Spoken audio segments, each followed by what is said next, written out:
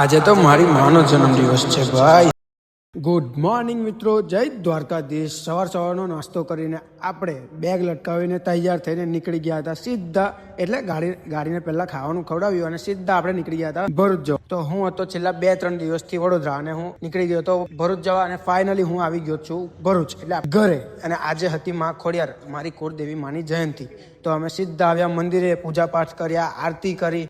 અમારું આખું કુટુંબ મળીને સૌ લોકોએ સાથે મળીને પૂજા પાઠ અને આરતીને માતાજીની સેવા આરાધના કરી. અને હા મિત્રો, મારી બેન એટલે મારા મોટા પપ્પાની છોકરી એ સાઉથ કોરિયાથી આવી હતી, એ પણ આરતીમાં અટેન્ડ કરી.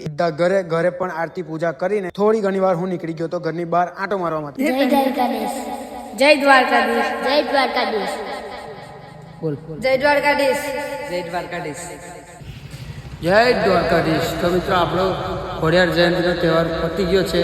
તો ચાલો મળીએ નવા વિડીયોમાં. જય દ્વારકાધીશ. બોલો મારી જોડે બધા, જય